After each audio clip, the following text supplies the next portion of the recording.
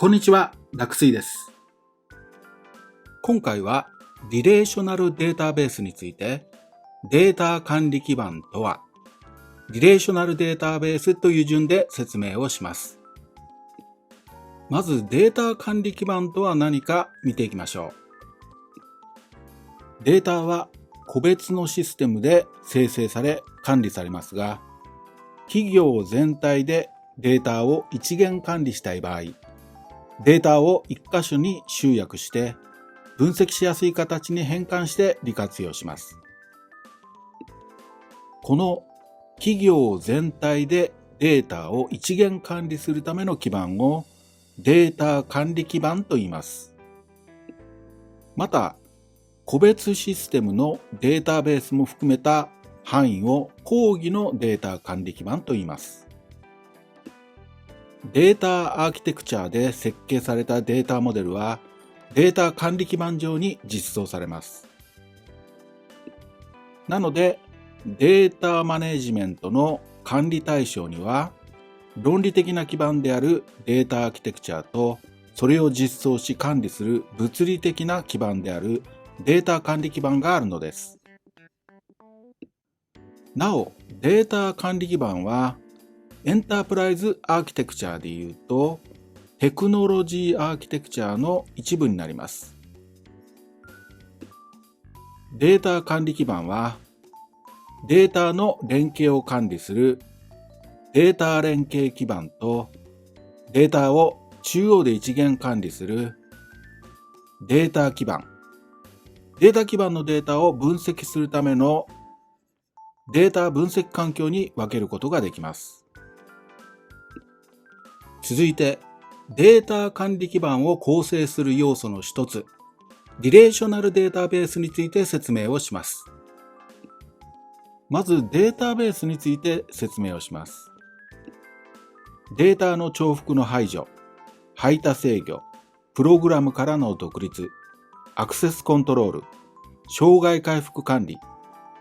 このような要件を満たすためにファイルを統合しコード化したものをデータベースと言います。またデータベースを管理するソフトウェアをデータベースマネジメントシステム、略して DBMS と言います。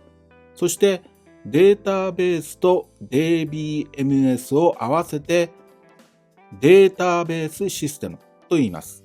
ただ通常データベースというと DBMS も含めたデータベースシステムのことを指します。さて、前にデータと実体、データモデルの関係について説明をしました。この例の場合、データが表形式で管理されていますが、この表形式のデータセットを専門用語でリレーションと言います。リレーション、つまり表形式でデータを管理するデータベースのことをリレーショナルデータベースと言います。ここで Web アプリケーションでアプリケーションとデータベースの関係を説明します。Web アプリケーションはブラウザー上でユーザーインターフェースをコントロールするクライアントアプリケーションとサーバー側でデータベースとのやり取りをするサーバーアプリケーションに分けることができます。サーバーアプリケーションの土台となるアプリケーションサーバーには DBMS をコントロールする DB ドライバーというソフトウェアがあり、クライアントアプリケーションから渡されるデータは DB ドライバーを介して